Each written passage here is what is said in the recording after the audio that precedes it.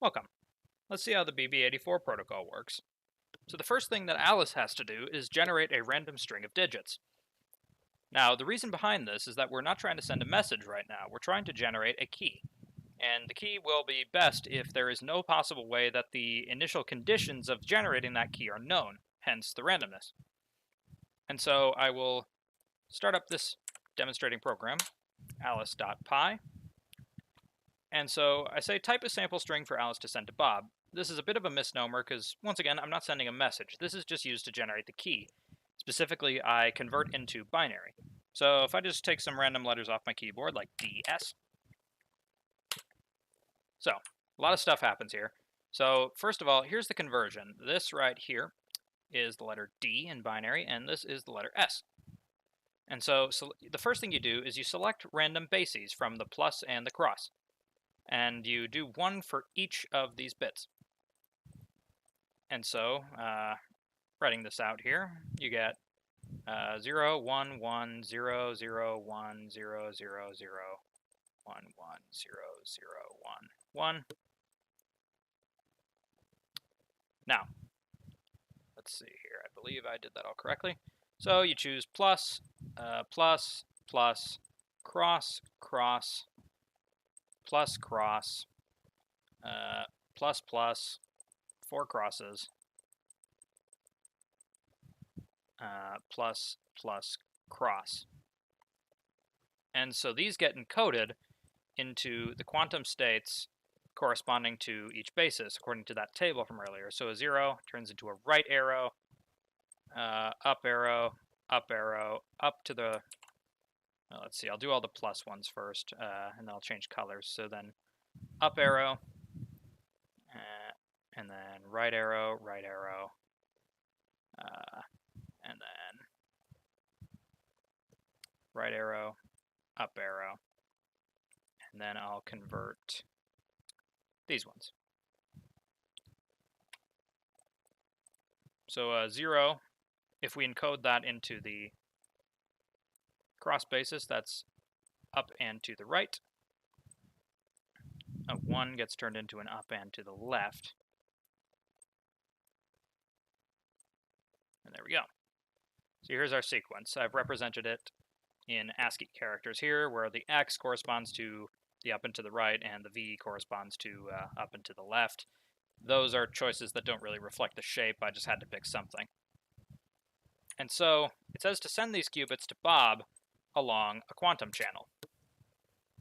And so what that means is taking this entire state here and perhaps sending the qubits themselves or doing some other protocol such as quantum teleportation, just so that Bob receives these.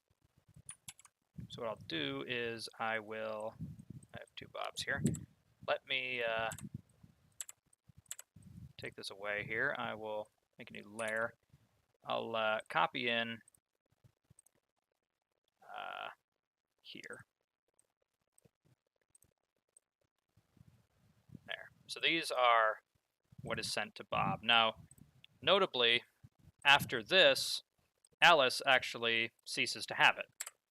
Remember, by the no cloning theorem, Alice can't make a copy to keep for herself, so Bob ends up with the sole possessor of these.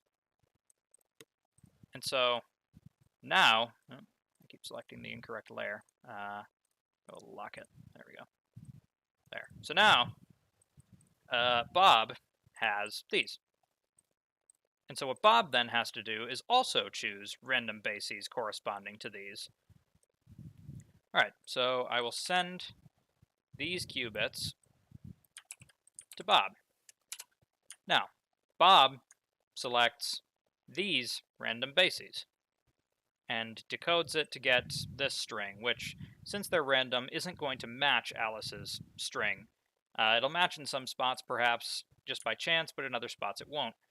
And so Bob chose, it looks like it is actually easier to write down the ones which were just pluses.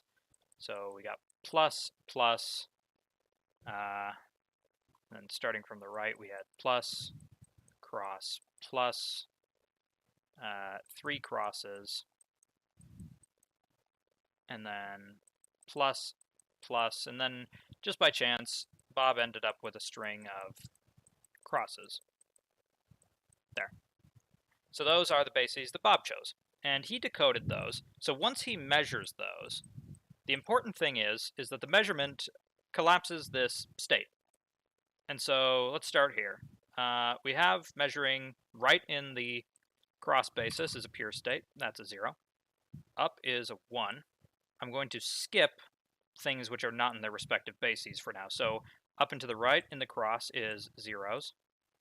And then another 0. This is another 0. Up and to the left is 1. And 0. And 0. And there we go. So now what we have left is things which are outside their bases. So remember that up in the cross basis is represented as a superposition of up and to the right and up and to the left, and likewise for the right. And so what that means is when you measure them, you actually have a 50-50 chance of measuring either a up and to the right or an up and to the left, which then corresponds to a 0 or a 1, respectively. And the same exact thing goes for measuring an up and to the right, say, in the plus basis. Equal chance of a right or an up, which also gives you a 50-50 of a 1 or 0. So what that means is Bob is effectively getting random results here. So in this case, Bob got, let's write those down. That's 0, 1, 1, 0, 0, well, 1, 0, 0, 0, 0, 1, 1, 0, 0, 0, 0 are the random measurements for those. So you'll notice they are different, but what Bob is able to do then is take those, I'll make them a bit larger here, and give them to Alice, classically, because here's the thing, once Bob has measured them, this quantum state goes away. So now nobody has the quantum state anymore. It is all just classical information, the basis used, and in Alice's case, the original message, or this kind of half randomly selected one. You'd expect on average about half of them would match and about half of them would be random, and we use this fact to get ones that are the same. So instead of publicly comparing these values, they publicly compared the bases. All of them, in fact. And so Bob gives the bases to Alice, and Alice decides which ones match. And so in this case, I have, from the 0 index, calling the first position the 0th position. Well, perhaps I will not do that. I'll just convert them and say them. So the first, second, let's see. So first, second, 4th, 5th, 7th, 9th, 11th, 12th, 13th, and 14th positions all match. So we can actually just copy over Bob's bases here. I'll make a copy and just drag them underneath, and I will use the eraser here, and I'll get rid of the ones, let's see, I'll briefly merge these layers. I will get rid of the ones that don't match. So what do we find? We find these ones match, these ones match, these two match, these two match, this one and this one don't match, these match, these don't, these match, these match, these match, these match, these don't, and these don't. So that was that run of consecutive ones. And so now Alice tells what information is shared by Bob, which bases were shared. Because you imagine, if you encoded, say, a 0 in the plus basis, and then decode it also in the plus basis, you're going to get a 0 back. And so it turns out, by comparing bases, they're able to say exactly which ones are shared. And so just giving this sequence to Bob, they end up with two sequences which should match perfectly. 0, 1, 0, 0, 0, 0, 1, 1, 0, 0. If we read it off from Bob, 0, 1, 0, 0, 0, 0, 1, 1, 0, 0. And so these sequences should now match precisely. 0, 1, 0, 0, 0, 0, 1, 1, 0, 0. All right, so now Alice and Bob both share these, but they have to make sure that nobody has interfered in the process. So they have to check if they got different numbers. So Bob selects, at random, again, some ones to check, some indices. So it's a bit out of order here. I didn't order them, but it's index 5, 2, 6, 1, and 3. So we have 0, 1, 2, 3, 4, 5, 6, 7, 8, 9. So we pick 5, 2, 6, 1, 1, and 3 to compare. And so Bob sends over the indices he's going to compare, and then what he got for each one. So for example, at index 5, he got the number 0. So Alice compares all of those. Tell Bob it worked. So did they match? Yeah. And so what do we find? Well, if Alice compares them and finds that they're identical, for a large sample size, you can assume that the rest match as well. That is, that you didn't happen to choose ones that match just by chance. And so what you do is you simply discard those ones because you now sent them over a public channel. They're not secure. And you're left with ones that you have not sent over any public channel. And so you find that the remaining positions 0, 4, 7, 8, and 9 are shared by Alice and by Bob. You have a secret key now that is shared by the both of them. 0, 0, 1, 0, 0. 0, 0, 1, 0, 0. And that's what the secure key listed here is. All right, so that's nice, but how about we demonstrate if there's some interference? So let's restart Alice, let's restart Bob, and then let us start Eve. So the first thing that has to happen is that Alice is going to send something on the quantum channel to Bob, and we'll assume Eve has a little tap into that channel.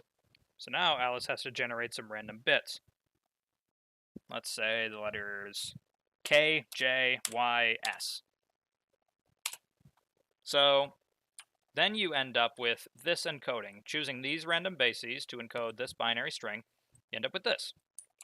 Okay.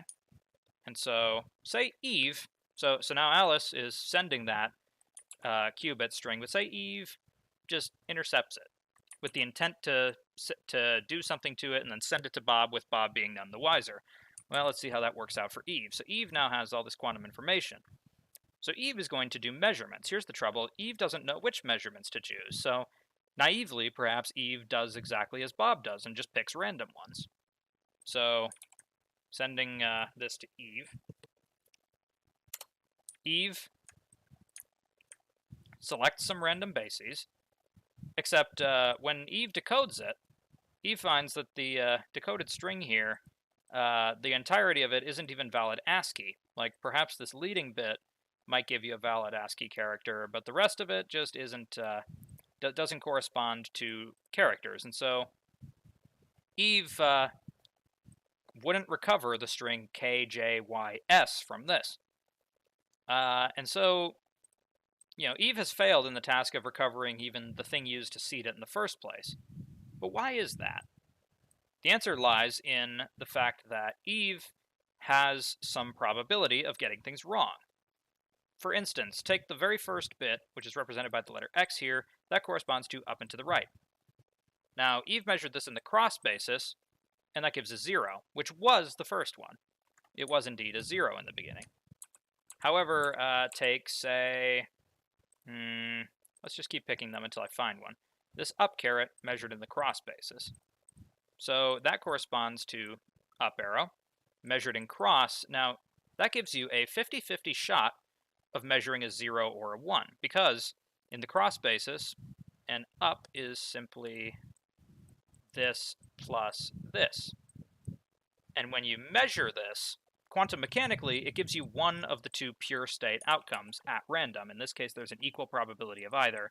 There would be a 1 over square root of 2 in front of the both of these to represent that if it were mathematically rigorous here. But leaving off the coefficients, we just say there's equal probability of getting either.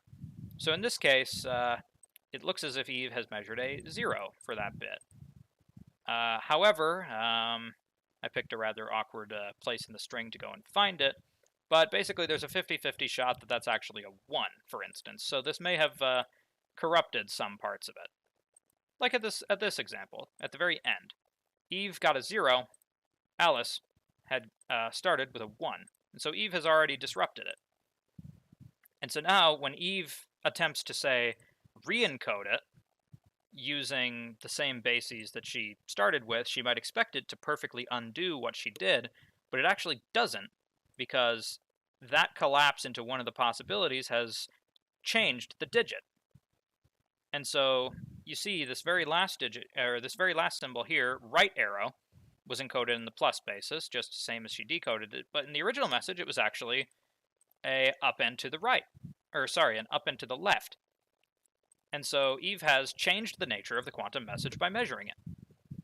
And so when Eve sends this to Bob, attempting to cover up the fact that she had tried and failed to decode the string, well, Bob receives this, and then Eve is irrelevant here, so now let's zoom up on the both of them and see what happens. And so now we have exactly the same game being played, where the message is now in Bob's hands, and he measures it, and then they're purely passing back and forth classical information. So Bob generates a set of bases to use to decode into this string, which you'll notice, unlike the previous cases, is quite different in some spots. For instance, there's this large string of 1s and then this large string of 0s, which does not appear in the original message. And so if Bob were to attempt to convert it into ASCII, he would find that it's not even valid ASCII either. But he has to, compare bases with Alice. So Bob compares them and says, okay, these ones at these indices, 0, 1, etc., should be the same. And so these strings should match perfectly. 0, 1, 1, 0, 0, 0, 1, 1, 1, 0, 0, 1, 1, 0, 1. And just reading it off, you can tell that 0, 1, 0, 0, 0, 0, 0, 1, 1, 1, 0, 0, 1, 0, 1 is a different string. And so when Bob, for a large amount of samples, just by picking random ones to compare, just as earlier, odds are he's going to find an incorrect one. And so comparing these indices and these particular measurements, Alice is able to compare with her values and say, well, in these positions, they're not these values. So the only conclusion she can draw is either the channel is too noisy from just statistical errors accrued from not having perfect ideal systems, or in this case, we're assuming it's an ideal system, so the only conclusion is that somebody has interfered. And so she can send a message saying, don't use the key, and if Eve tried to intercept that message and said it was all right, well, they would quickly find that they couldn't actually do anything. They would just get gibberish on one side or the other. And so Eve has revealed her presence no matter what she tries to do, even on the classical channel now. So the measurements do not align, and they're forced to conclude that Eve has, in fact, done something. So in the case that this does work, then, of course, they're able to do the classic one-time pad algorithm again. All right, so say Alice sends the string A, which gets encoded like this. Bob receives the quantum message. He sends the bases. Now, which ones were correct of the ones that were sent? Well, it was 0 and 5. And so the two match 0 and 0, 0 and 0. And so, therefore, comparing index 1, which is the second bit, and saying it's a 0, they're able to conclude that it works, and the remaining secure key is a 0. So now, say the message is 1. Well, then 1 XOR the secret key 0 is 1, because they're not the same. And then, well, you get the same thing, and so 1 XOR with 0 gives you the original message back, 1. And, Eve has a 50-50 shot of guessing it here, and could say, 1 XOR 1 actually gives you 0. So Eve has no idea if the message is 0 or if the message is 1. Obviously, this works much better for a longer key sequence, but this was just for demonstration purposes. In fact, just one last time. Let's do it again for a really, really long key. That seems long enough. Gives me this enormous set of qubits. And so Bob receives this message, sends his large bunch of bases. These are actually running off the screen with how many I have. So Bob compares these bases. So these ones are the correct ones. These long digit strings can be shown to match. And so now I got to be careful here. These are the indices. These are the values. And tell Bob it worked. And there we go. Now you have a much longer one-time pad string to work with. I'm not going to demonstrate on this long of a key, but this shows you how you can, if you are not limited by, the size of the initial string, you can transmit as much of this secret information as you want, and Eve can do absolutely nothing about it. And so this allows you to achieve perfect cryptographic security. Now, there are some edge cases in the real world in which flaws in your system can lead to exploitable behavior here, but it does show that you can get very, very secure at the very least. Or perhaps one day we will find a way to implement these protocols with near perfect accuracy, and then we can say, okay, these are much more secure than what we currently use now, such as the RSA algorithm, which relies on really large prime numbers. Unlike the RSA, given infinite time, you can't crack this. Perhaps in the future, when if we ever come up with a quantum internet, which allows us to pass around quantum values, then we can ensure secure communications, or at least find out if an adversary is watching. Speaking of watching, I'd like to thank you for watching this video. I hope you learned a lot about the BB84 algorithm, and I hope you'll excuse any possible unclarity. I realize that this program output might be a little hard to understand, but hopefully using the graphics over here, I've at least made it somewhat clearer what I was trying to communicate. Feel free to leave a comment and tell me what you think. Thank you very much for watching, and I'll see you next time.